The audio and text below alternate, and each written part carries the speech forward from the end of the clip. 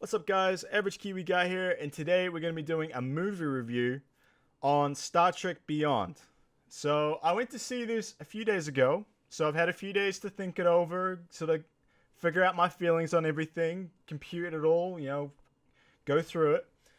Just so you guys know, I am a fan of Star Trek. I wouldn't call myself a Trekkie. I don't know all the lore behind it. I'm more of a Star Wars guy. But I have mad respect for Star Trek. I remember as a kid, I used to watch Next Generation, all the ones that were on TV. It was just, something that was always in our family was to watch Star Trek when it was on. I never really got into the whole behind the lore part. I don't really know the Klingon stuff. Obviously I don't know how to speak it. I don't know all that stuff, so I wouldn't classify myself as a Trekkie, but I am a fan of it. So, and I've been a fan of this reboot series. I enjoyed the first one. I felt like it was a fresh take on everything, and I enjoyed the fact that they kind of redid the original series, brought it forward for a new generation to see. And also they brought in some of the old cast as well, obviously with Leonard Nimoy and all the rest of it. So this is the third one in the series.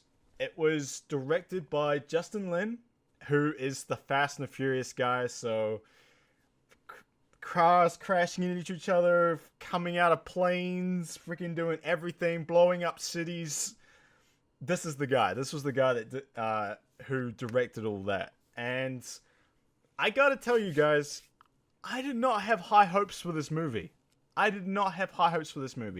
saw the trailers, and all I saw was the Enterprise getting destroyed, and them being stuck on a planet with random alien race. And I was like, no, I don't want that.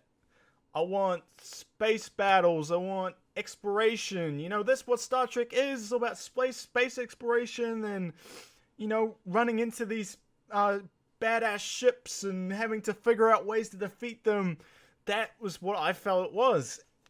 When I saw those trailers and I kind of knew that, that Justin Lin was behind it and J.J. Abrams was off to Star Wars, so I was like, well, he's not going to be able to be there to kind of bring it back. I was a little worried, I just didn't feel like it was gonna be a Star Trek that I was gonna be, happy to watch. But I'm gonna tell you one thing, I was pleasantly surprised. I really enjoyed this movie. I had a lot of fun watching this movie. And I think that's the big thing with this. This movie is not as sort of serious as the first two. And we'll get into why later on in the review, but it didn't take itself seriously. It had fun with what it had, and I had a lot of fun watching it. And I think that's a big thing. Like, there are movies that you go, man, that was an epic movie. Like, it was literally just got you so amped up for it. This one, I felt like, man, that was well worth watching.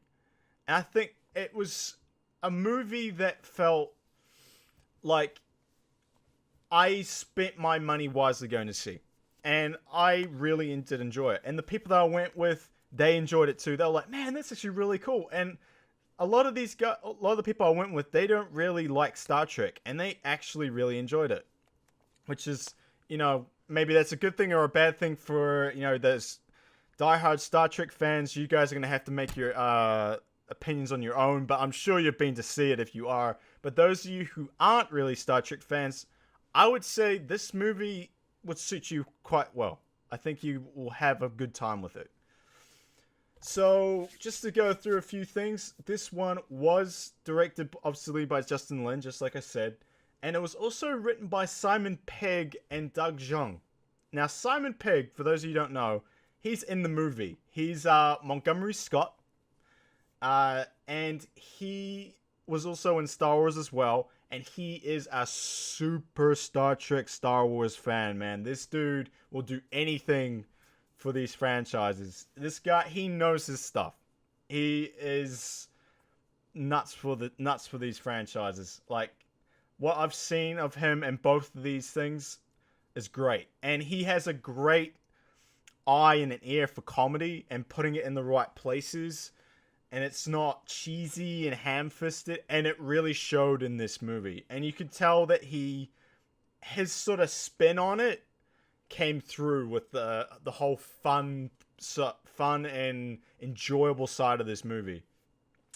So, sort of to set the scene, the Enterprise is in 2 years into its 5-year mission.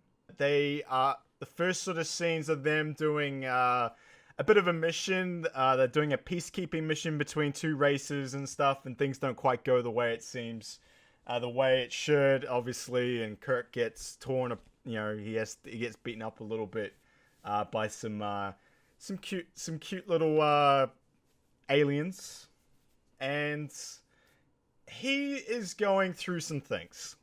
Kirk, for those of you who have seen in the first two movies, he's a bit of a wild child. He's a bit of a rebel. He likes to, do things his way. And I think being out in deep space for 2 years is like putting the animal in the cage. You know what I mean? He's really feeling like he's restricted. He's just feels like he's trapped and he's felt like he's lost. And he's looking for a way out. But he wants to be the captain, but he doesn't want to leave his crew. But he's very torn between those two things. So the Enterprise it docks at a deep space station that the Federation's just set up, but it is, I don't know how they just set it up, but it looks very impressive. The CGI effects on it is fantastic. The city looks beautiful. They dock there. They got to resupply, do all their things, and he does some meetings and stuff. I'm not going to spoil too much of it, but what happens is that this alien escape pod or alien escape ship, it looked more like a ship to me, but apparently it was a pod, comes out of this nebula that the station's beside, and inside is this woman, an alien woman, who goes, help me, I'm a captain of this ship. My ship got crashed in this planet inside the nebula. We were mapping the nebula. We crashed. My crew is trapped. I was the only one able to get away. Please help me. And the only ship that's in Yorktown that can go and get them is the Enterprise, of course. So Enterprise, the crew gets get back. They bring all the crew back. So they're all on shore leave. So they get all the crew back, and the Enterprise goes off into the nebula, and they go searching for it. And pretty much from then on, everything goes downhill. Everything happens to the Enterprise. What you guys see in the trailer with the Enterprise getting torn apart, basically that's what happens. And poor old Enterprise, like I think it's got to be like every movie now, literally gets torn apart, but this time she goes down. And the crew gets trapped on this planet, and that's really where the story goes, and it escalates very quickly. And that's one thing I'll say with this movie, is it moves very fast. You're not sitting in one place for too long. It's always moving forward. There's no sort of pauses in it. I think it can be very, like, you don't feel like you're sitting in one scene too long. So yeah, that's where it all kicks off. It all kicks off on the planet. So we'll go through a few things. The most of the existing cast returned for this movie, which I really enjoy. I think pretty much all of the casting is great on this. I have no problems with any of the main cast. Obviously, my man Carl Urban, New Zealander, representing, man, he is great. I love him. Him and Spock, Zachary Quinto, the two of them, Spock and Bones, they have such a great chemistry together, and they're together a lot in this movie. Those two were probably my favorites in this entire movie, and I loved the scenes with those two in them. And when they are sort of separate from the main group, for like everyone's sort of separated out, and they sort of as each one comes together, yeah, it really works well. The biggest exception I found was that there was no Dr. Marcus. For those of you who don't know, Dr. Marcus was James T. Kirk's love interest in the original series. Apparently mother of his child, I looked up, which is interesting. But Alice Eve, who played Dr. Marcus in the second one, in Into the Darkness, she was nowhere to be found in this one. And I know she was not well received in the previous movie. I don't think she came across too well. I think there was also like some really weird scenes, like where she's just stripping down in the shuttle, and of course Kirk has to take a peek. I don't know. It didn't go down well with people, and I don't think they maybe she didn't want to come back. I don't know, but it was weird to see someone who has that lore presence that she has not there. And I don't know. It was obviously she never joined them on the 5-year mission, or maybe she got off at some point. I don't know. Or maybe she just was in with the main part of the crew. I'm sure if they're going to bring her back, they'll bring her back, but I don't know. So yeah, so most of the cast was returned, but the brand new cast that came in, I think they did a pretty good job. So the main bad guy, whose name is Crawl, he's played by Idris Elba, and he's interesting. He's an interesting bad guy. I wouldn't say he's as good as Khan in the second one. I think Benedict Cumberbatch, whatever his name is, he played a really, really cool bad guy. I think he was very dramatic. He was very epic, and I think he was very cool to me. He was a very great bad guy. This one is more like the first bad guy in the new reboots. Captain Nero, he's more like him. And the way his cat Crawl changes through the movie in more ways than one, and you'll see it when you see the movie, alters the way he's perceived. And then as you start realizing who the bad guys are in this movie and what their backstory is, you start to realize what's driving them and behind them. And it gets a little weird and confusing for a while.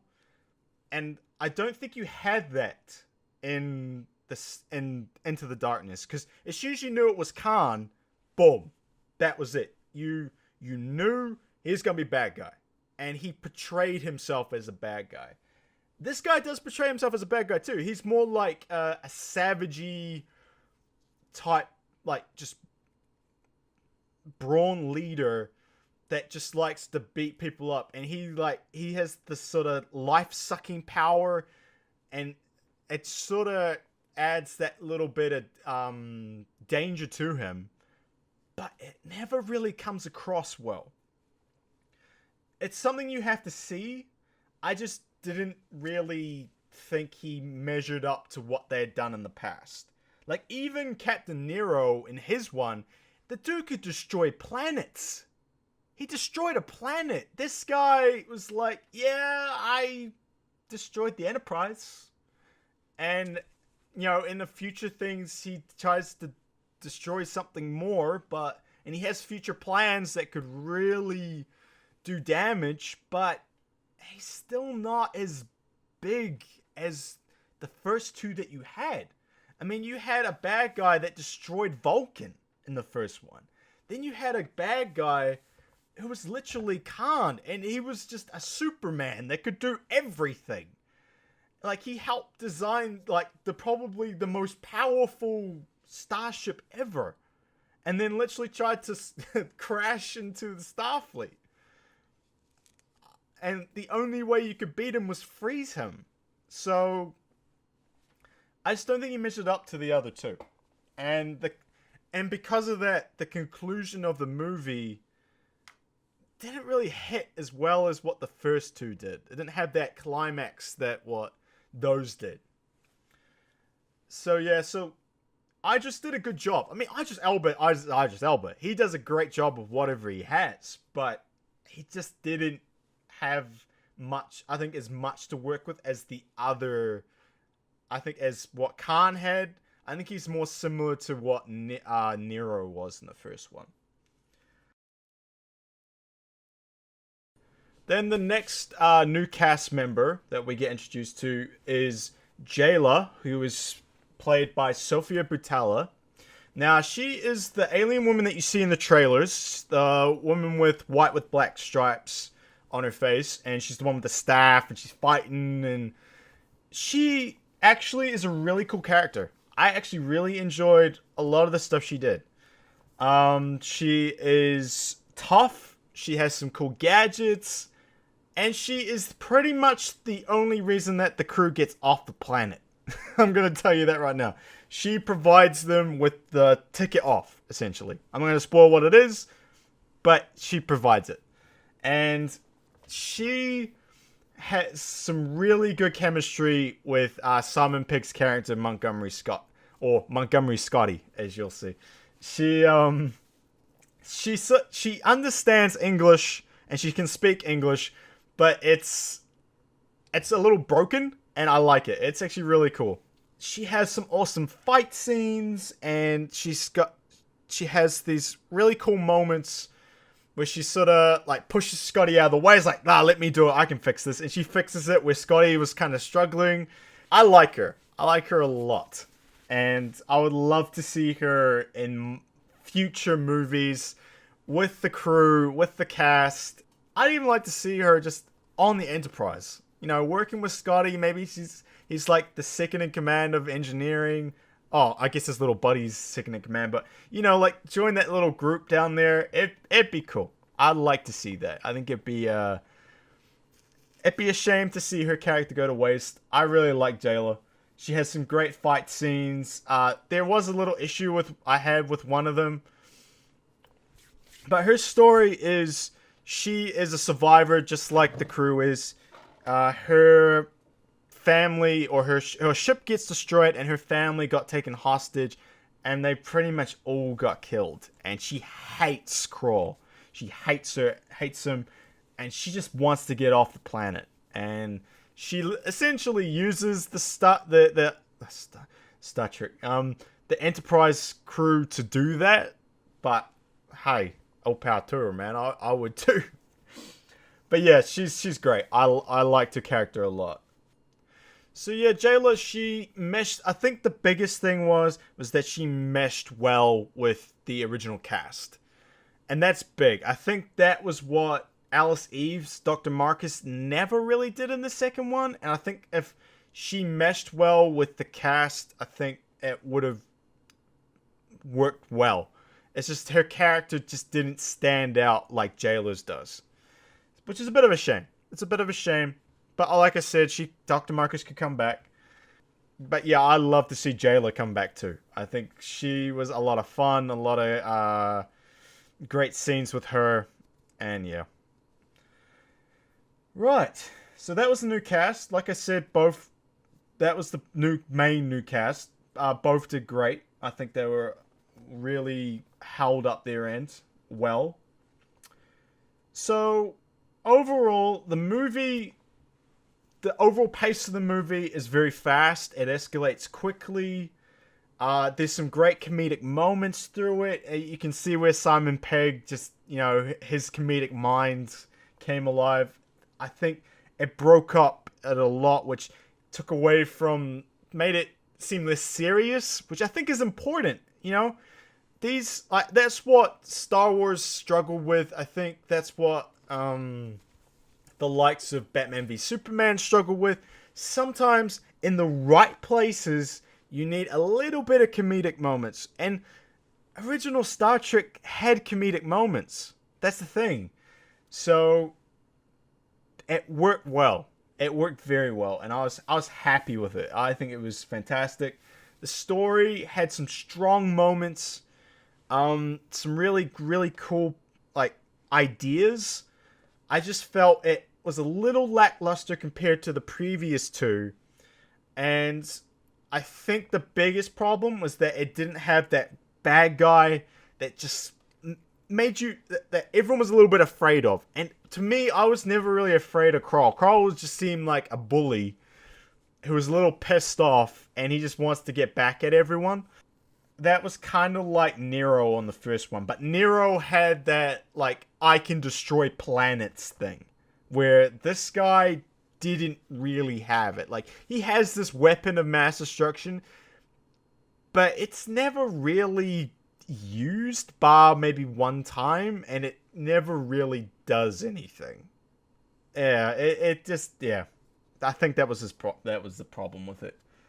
But overall, I had a lot of fun with it. It was enjoyable to watch, which I think is important. There was a lot of great scenes in this one. Like, there was this freaking motorbike shows up on this planet. You'll see where it comes from, but it's like, okay, there's a motorbike there. Of course, Kirk rides it, and he's doing this thing. He's a distraction as they're trying to save the crew, and he does these cool things with this like freezing stuff, which makes ramps and like this wall of stuff. And he has this little these gadgets that make him more of a distraction. You'll see. It's really cool. I actually kind of like that scene. There was a bit of a problem with the CGI with some of it. It looked a bit, with CGI, they kind of blur it a little bit. There's a scene there where he's riding this motorcycle with J-Lo on the back, and it's blurred out really, like, too much. Way too much. Because they're riding in this CGI environment, because it's on this planet, and it just looks a little bit out of place. It jarred me a little bit on that part. But in the actual scene where he's riding around being a distraction, it looks pretty cool. The camera work was great. I think there were some really cool scenes. Like, there are a lot of scenes where gravity and also the entire sets are flipping, and everything's rotating. And the camera does a really good job with that. It's like they had this, like, they seem to circle around everything. They didn't use it too much. I feel like some movies use that circling around things too much. I felt they didn't use this too much in this one. This one did it well. They had some really cool angles. It worked good. But probably the biggest problem I had with one of the scenes was when Jayla's fighting this bad guy. And this bad guy is important to her story. They use that shaky cam a lot. And I felt like, I was like, would you just stop shaking the camera? This is freaking too much. It was similar to what, like, Black Widow's fight scene in Civil War, if you've seen that one. It's just it's freaking too much. And obviously they're trying to hide the fact that these are probably stunt people, but I don't know. It jarred me a lot on that one. Probably my most favorite scene. I won't spoil it completely, but let's just say rock and roll saves the freaking Federation, man. So there's the song, the Beastie Boys. That song "Sabotage" was in the first movie. When young Jim Kirk is driving the car, then he like launches it off the canyon and he dives off of it. It makes a comeback in this movie, and it is awesome, this scene.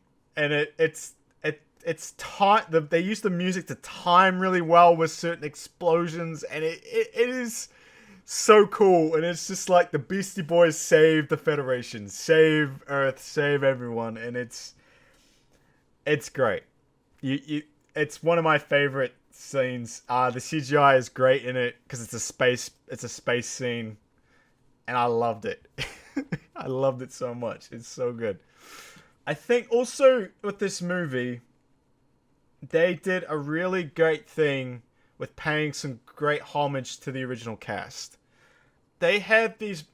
So, obviously Leonard Nimoy had passed away between the second and third movies, and they honored him really well. And so did they with Anton Yelchin, the guy who plays Chekhov. He was sadly killed after all the filming, he got crushed by a car, and it was really sad to hear that. And they honored him a lot at the end of the movie, but they honored Leonard Nimoy through the movie because they made it so that Ambassador Spock died, and young Spock's contemplating this sort of like, should I go and serve my people and be that what Ambassador Spock was doing, and sort of near the end, he gets some possessions of Ambassador Spock and reminds him of, and Spock's like older Spock's or Ambassador Spock's best years was when he was with his crew and with his, on the Enterprise and all the adventures he went on, and he wants young Spock to have that as well. Just because everything's changed because of the whole timeline thing, that everything seems to be happening these days when they reboot stuff, he should have that too, and not to go so quickly into giving you all that up just because he's gone.